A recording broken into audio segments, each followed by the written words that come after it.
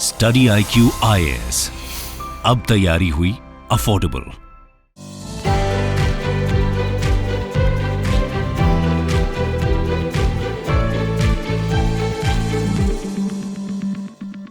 नमस्कार दोस्तों, स्वागत है आप सभी का स्टडी IQ में। मैं हूं आपका दोस्त राहुल सायगांवकर। आज हम लोग एक बहुत ही महत्वपूर्ण विषय पर चर्चा करने वाले हैं। वो महत्वपूर्ण विषय जुड़ा हुआ है एक स्कीम के साथ। आप यहाँ पे देख सकते हो, social justice ministry launches smile 75 initiative. तो हम लोग इस डिस्कशन को दो भागों में बांटेंगे। सबसे पहले भाग में हम लोग चर्चा करेंगे स्माइल 75 इनिशिएटिव के बारे में, और उसके बाद हम लोग बात करेंगे उस सोशल इशू के बारे में जो इस स्कीम से जुड़ा हुआ है।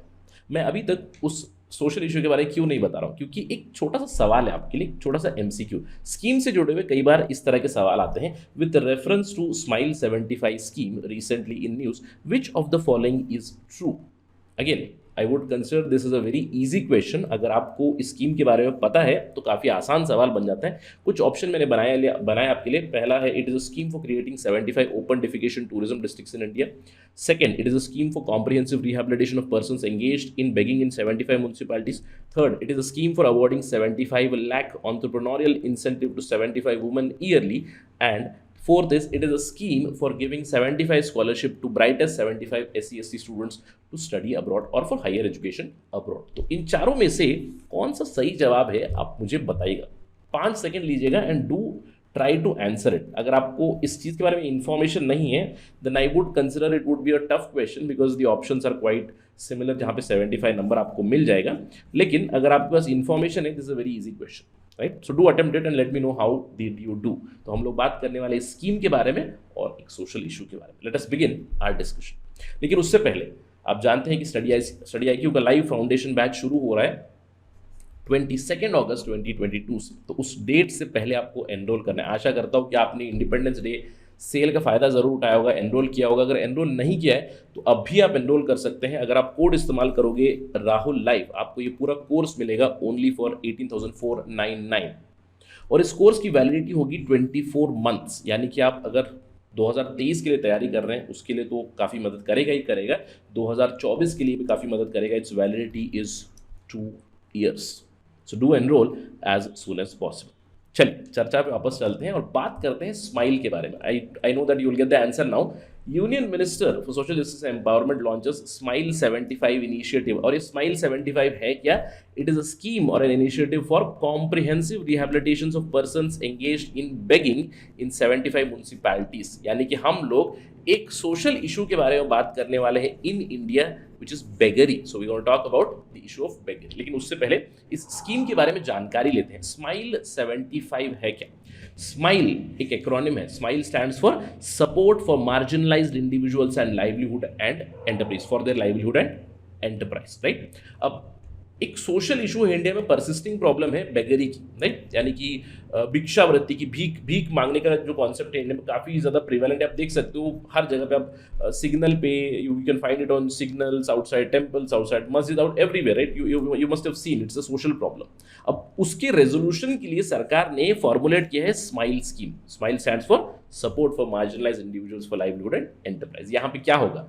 बेगर्स, वेग्रेंट्स जो भी है, उनकी आइडेंटिफिकेशन होगी, उनके रिहेबिलिटेशन के प्रति स्टेप्स लिए जाएंगे, मेडिकल फैसिलिटीज उन्हें प्रोवाइड किया जाएगी, काउंसलिंग उन्हें दी जाएगी, एजुकेटेड नहीं तो एजुकेशन देंगे, वोकेशनल ट्रेनिंग मिलेगी, उन्हें कुछ इंसेंटिव्स दिए जाएंगे ताकि वो अपना खुद का कुछ बिजनेस करे, सेल्फ एम्प्लॉयमेंट की कुछ चीज़ें कर सके, ताकि जो बेगरी की प्रॉब्लम है वो इंडिया में समाप्त हो जाए। 75 म्यूनसिपैलिटीज़ में ये स्टेप लिया जाएगा, 75 म्यूनसिपल कॉरपोरेशंस में शुरुआत में, और ऑलरेडी पायलट प्रोजेक्ट्स इसके प्रति शुरू हो चुके हैं 10 बड़ी सिटीज़ में। क्योंकि बड़ी सिटीज़ में प्रॉब्लम तो है ही prevalent, in fact the problem is prevalent all over India. Let us hope इसकी सक्सेस के बाद आगे भी वो एक्सटेंड हो जाए। अभी फिलहाल 10 सिटीज़ है, दिल्ली, बैंगलोर, चेन्नई, हैदराबाद, इंदौर, लखनऊ, मुंबई, नागपुर, पटना और अहमदाबाद में अभी फिलहाल ये पायलट प्रोजेक्ट चल रहा है। कौन इसको इंप्लीमेंट कर रहा है? देखिए, कभी कभार ऐसे भी सवाल बन सकते हैं। Consider the following statements about smile 75 scheme. क्या है, कौन इसको इंप्लीमेंट कर रहा है? Ministry of social justice and empowerment. इसकी फंडिंग कितनी दी गई है? 2025-26 तक 100 करोड़ रुपए इसे एलोकेट किए गए हैं। कभी कभार स्टेट PSC में इस तरह के भी सवाल आते हैं, 100 करोड़ एलोकेशन।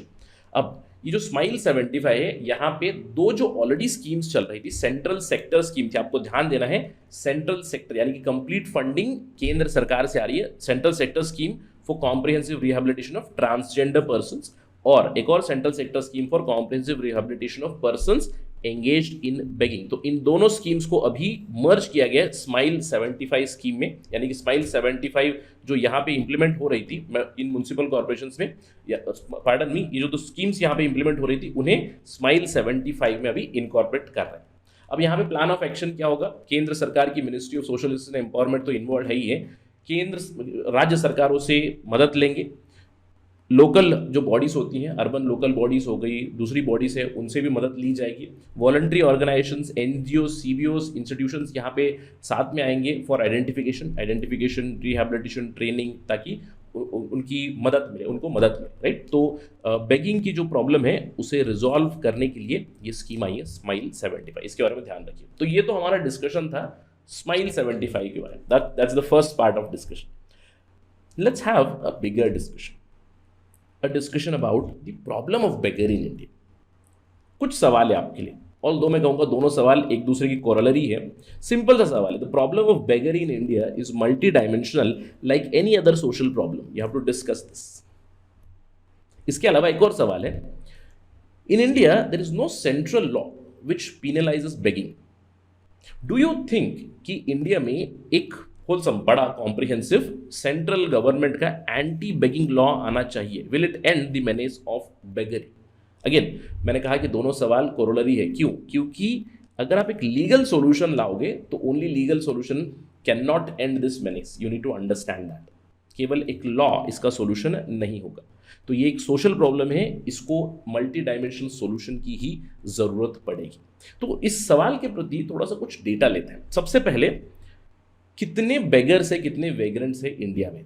देखिए, सरकार ने ये नंबर दिया था राज्यसभा में पिछले साल दिसंबर 2021 में, सरकार की तरफ से आंसर आया कि 4 लाख के ऊपर इंडिया में बेगर्स है, जहां पे West Bengal tops the list. This was informed by the government in Rajya Sabha. अब नंबर्स क्या है? Data on beggar vagrants is this. और आपको ध्यान रखना है, ये जो डेटा है, it's a very sad fact about India कि डेटा डेफिशिएंट हम लोग कंट्री है। Population is huge but data is very deficient here in terms of accurate data. 2011 के सेंसस के प्रति ये डेटा दिया सरकार ने इन दिसंबर 2021 टू द राज्यसभा। ये आप नंबर देख सकते हो। Totally in India the number of beggars according to government is 4,13,670। यहाँ पे आप मेल और फीमेल के नंबर्स भी देख सकते हो। हाईएस्ट नंबर यहाँ पे बताया गया that it is of West Bengal around 81,000 highest number. बाकी राज्यों की भी आपको यहाँ पे डिटेल्स मिले। अब फर्स्ट ऑफ ऑल अगर आप मुझसे पूछोगे सर ये डेटा एक्यूरेट है क्या, I would say it is rather inaccurate. It is an under representation of number of beggars and vagrants in India.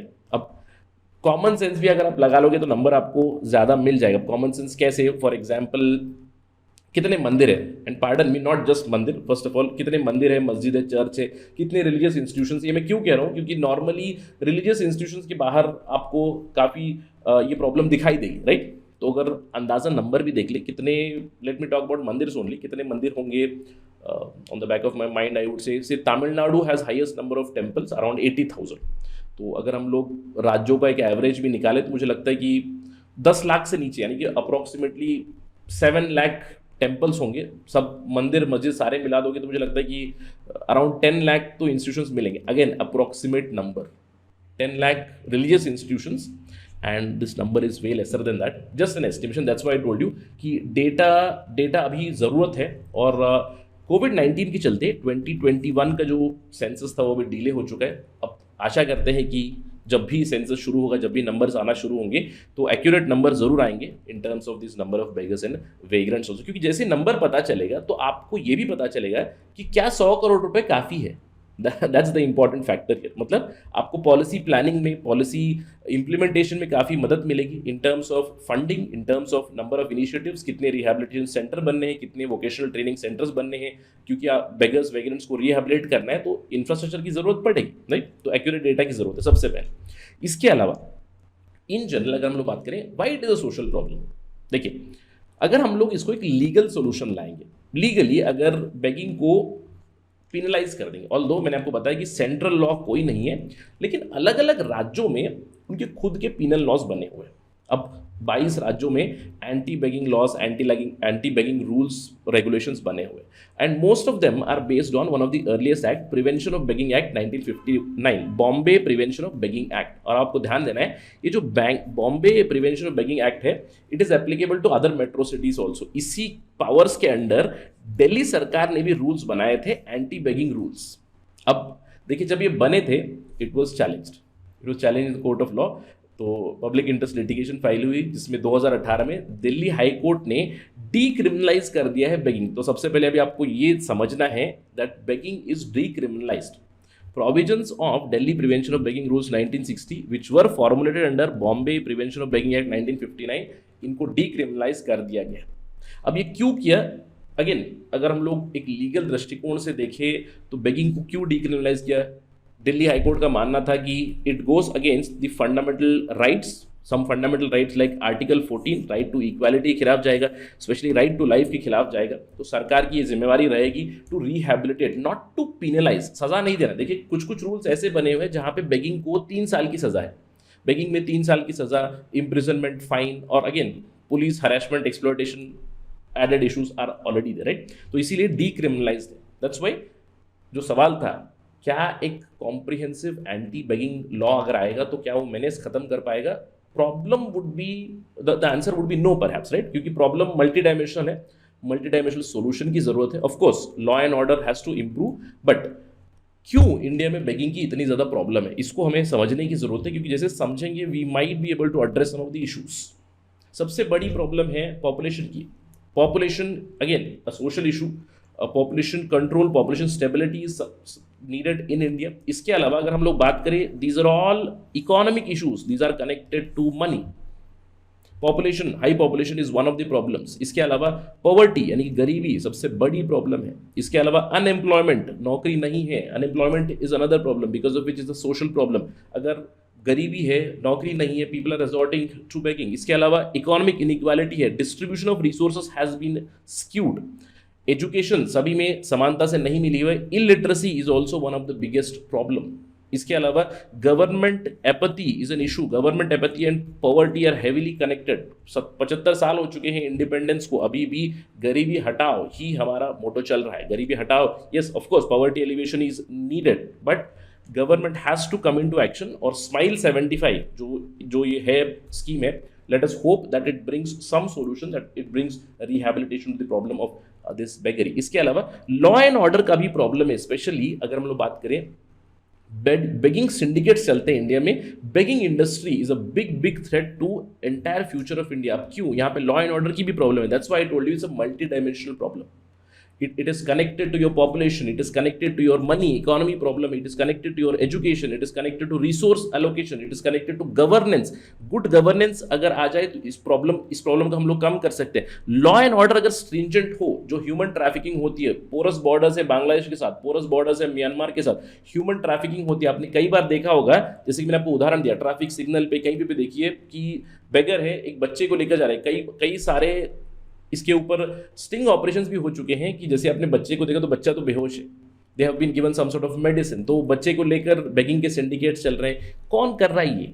और लॉ एंड ऑर्डर की प्रॉब्लम क्यों है? देखिए, मैंने आपको बताया, it might not be a purely legal solution, यानी कि एक एंटी बेगिंग कॉम्प्रिहेंसिव लॉ आ गया तो वो शायद सोल्यूशन ना हो, लेकिन कहीं ना कहीं इसके प्रति लीगल प्रोविजंस की जरूरत है। For example, child beggary, no compromise on that. अगर चाइल्ड बेगरी चल रही है तो उसके ऊपर कोई कॉम्प्रोमाइज होना नहीं चाहिए। ऐसा नहीं है कि बच्चे को अरेस्ट करने की बात कर रहा हूं मैं, चाइल्ड रिहैबिलिटेशन इज नीडेड, लेकिन कौन है जो उस बच्चे को बेगिंग सिंडिकेट या फिर उस बेगिंग इंडस्ट्री में डाल रहा है? उन्हें पकड़ने की जरूरत है। These things have to end, so it needs a comprehensive solution. और यहाँ पे आपको ये भी ध्यान देना है कि beggary is a social problem. Of course government initiatives have to come, but NGOs have to play a role, people have to play a role, right? Everybody has to play a role to end this particular menace. और मैं कहूंगा जो scheme शुरू हो चुकी है smile 75, let us hope that it would be grand success. क्यों? क्योंकि ये इशू पहले म्युनिसिपल कॉर्पोरेशंस में एम्प्लॉय होने वाली है। Let us hope that it extends to entire India and this problem of beggary gets over from our country. अगर इसके ऊपर कोई अपडेट आएगी, कोई डेवलपमेंट होगी, तो हम लोग ज़रूर चर्चा करेंगे ऑन स्टडी IQ अगेन। आशा करता हूँ कि इस सवाल का जवाब देने के लिए आपके पास अच्छा फॉडर मिल चुका है। But again you need to understand from exam point of view, आपका दृष्टिकोण होना चाहिए मल्टी डायमेंशनल, यूनिडायमेंशनल नहीं रहना है। नहीं, जैसे कि मैंने आपको प्रॉब्लम्स बताए, पॉवर्टी, अनएम्प्लॉयमेंट, बहुत सारी चीज़ें। फॉर इंस्टेंस जैसे गवर्नमेंट एपैथी में अगर आप थोड़ा सा फिर से डाइसेक्ट करो तो आपको और भी ज़्यादा एंगल्स मिलने लगेंगे। आपको बस ये समझना है कि बेगरी की प्रॉब्लम क्यों है।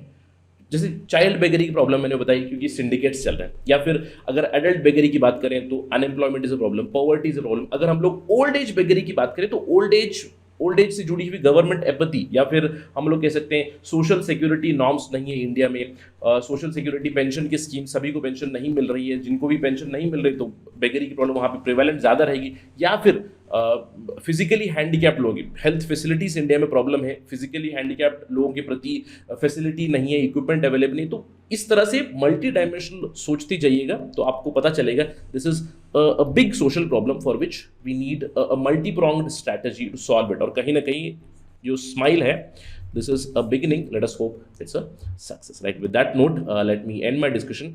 Thank you for watching this video. Jai Hind. Study IQ IAS, अब तैयारी हुई अफोर्डेबल।